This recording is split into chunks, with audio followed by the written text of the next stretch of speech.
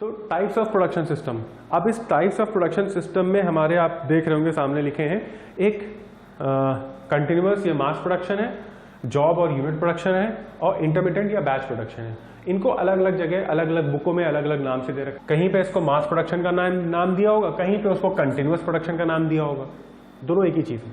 कहीं पे आपको यूनिट प्रोडक्शन होगा, कहीं आपको जॉब प्रोडक्शन होगा, कहीं इंटरमिटेंट लिखा होगा, कहीं बैच प्रोडक्शन होगा। तो जहां भी हो समझ जाइएगा कि मतलब एक ही है, ठीक है। अब इसको अगर हम डिफाइन करें, पहले इसका एक हल्का सा दिखा देते हैं कि मास प्रोडक्शन यानी कि कंटिन्यूअस प्रोडक्शन क्या होता है। मास प्रोडक्शन डायग्राम्स आप समझिए कि ये एक डॉल है और एक ही तरीके की बहुत सारी डॉल है जो बनती जा रही है, और बहुत सारी आपको यहां चलते हुए दिख रही है, इधर पीछे जाते हुए दिख रही है। तो ये क्या है, एक ही प्रोडक्ट को बहुत ज्यादा क्वांटिटी में बनाना, बहुत ज्यादा वॉल्यूम में बनाना, बहुत ज्यादा संख्या में बनाना, गिनती उसकी बहुत ज्यादा हो, 1000, 2000, 5000, इस तरीके से, उसको बोलते हैं मास प्रोडक्शन, बहुत ज्यादा बनाना। लेकिन बना हम एक ही चीज रहे हैं, इस चीज का ध्यान रखिएगा, हम अलग अलग वैरायटी नहीं रख रहे हैं।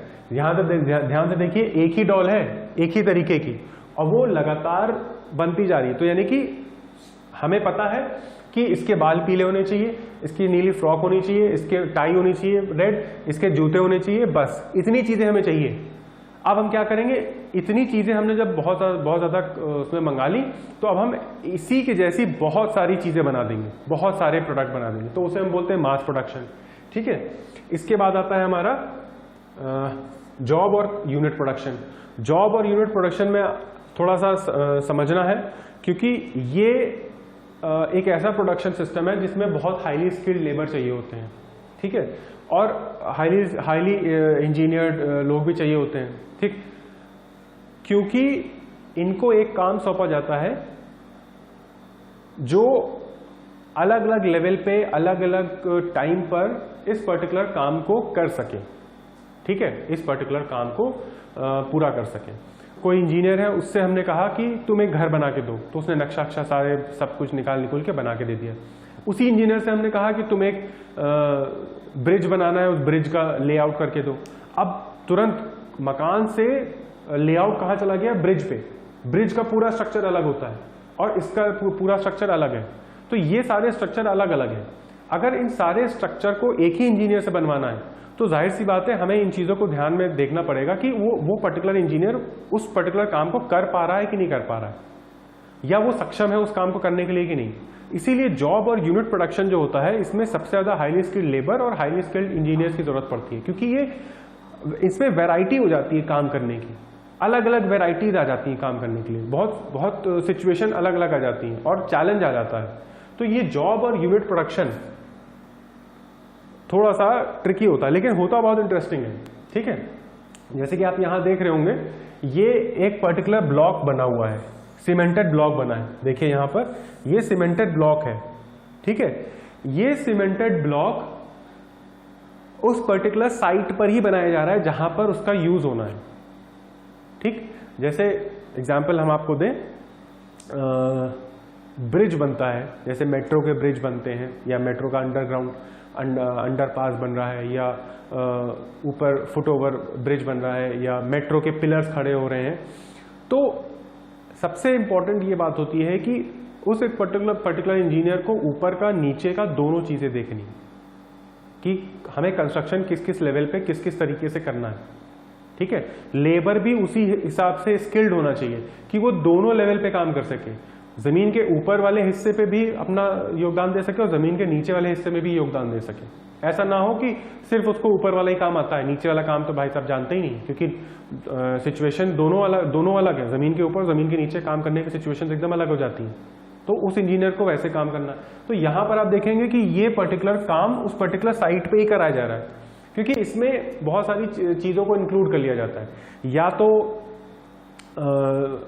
तो ऐसा हो सकता है कि हम उसका ट्रांसपोर्टेशन कॉस्ट की बात कर रहे हो, कि हमें अगर ये वाला जो सिस्टम है, ये वाला सिस्टम एक पर्टिकुलर सिटी में बनाया जा रहा है, पर बन तो वो सस्ते में रहा है, लेकिन उसका ट्रांसपोर्टेशन बहुत महंगा पड़ रहा है कि उसको एक जगह से दूसरी जगह तक लाने का कॉस्ट बहुत बढ़ गया। तो होलसेल क्या हुआ, हमने इसको बनाया P1 दाम में, ठीक है, प्लस इसका ट्रांसपोर्टेशन कॉस्ट लग गया, प्लस इसका मैन्युफैक्चरिंग कॉस्ट लग गया, तो ये तो हमें महंगा पड़ गया ना, हमें महंगा पड़ गया ये। तो इससे अच्छा है ट्रांसपोर्टेशन कॉस्ट हटा दें, हम उसको ऑन साइट ही बना दें। मैन्युफैक्चरिंग के लिए हमारे पास लेबर है, उसका हम इस्तेमाल कर लेंगे, वही लेबर काम कर सकते हैं, वही लेबर की मैन्युफैक्चरिंग भी कर सकते हैं।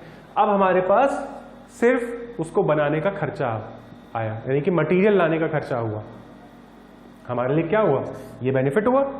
हम ये दो कॉस्ट क्यों दें, तो हम क्या करते हैं, उसी एक जहां पे चीजें बन रही होती हैं, कंस्ट्रक्शन हो रहा होता है, उसी के बगल वाले साइट को ही हम खरीदते हैं, लीज पे लेते हैं और वहां पे अपना पूरा सिस्टम डाल देते हैं इसको बनाने का, और फिर वहीं उसी इस जगह से जब सूख साख के बराबर हो जाता है हम उसको अपने पास वाले पिलर में भिजवा देते हैं कि हाँ ये बन गया अब। तो इससे हमें बहुत ज्यादा प्रॉफिट हो जाता है, ठीक। तो ये हो जाता है जॉब और यूनिट प्रोडक्शन में, ये हमारा जॉब और यूनिट प्रोडक्शन है, ठीक। इसके बाद आता है इंटरमिटेंट प्रोडक्शन, ठीक है। इंटरमिटेंट या बैच प्रोडक्शन, इसके नाम से ही समझो कि ये बैच पे बनता है और बैचेस बहुत छोटे छोटे होते हैं। बैच का मतलब जैसे आपने कहीं कोचिंग में सुना होगा या स्कूल में सुना होगा कि 60 का बैच है, 30 का बैच है, तो 30 का बैच का मतलब 30 नंबर ऑफ स्टूडेंट एक पर्टिकुलर क्लास में रहेंगे, तो वो क्या हुआ, बैच, उसे बोलते हैं बैच, ठीक है।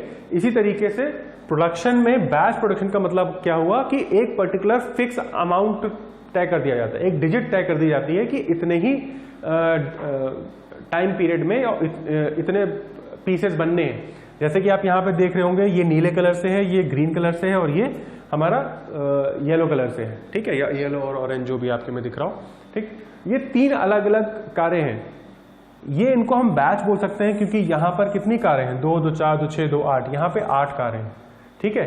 ग्रीन कलर की आप देख रहे होंगे तो यहाँ पर कितनी कारें हैं, 2 2 4, यहाँ पे 4 है, यहाँ पे भी 8 है, ठीक है।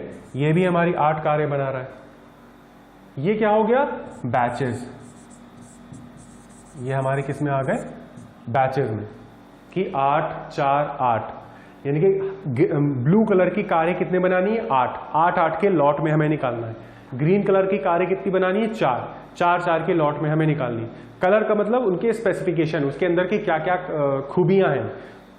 ब्लू वाली कार मान लेते हैं हम लोग की अपनी कमर्शियल, हमारी अपनी पर्सनल कार हो गई कि हम एज अ ह्यूमन बीइंग खरीद रहे हैं, तो उसके में इतनी चीजें होनी चाहिए, ठीक है। ग्रीन वाली कार मान लो हम कहें स्पोर्टी कार है, बहुत हाई एंड की कार है, उसमें इसीलिए उसको कम बनाई जा रही है, ठीक है, क्योंकि उसको महंगी कार को खरीदने वाले कस्टमर भी कम होते हैं, पर वो प्रॉफिट इसी में कमा लेते हैं, एक कार का दाम बहुत ज्यादा रख के, ठीक है।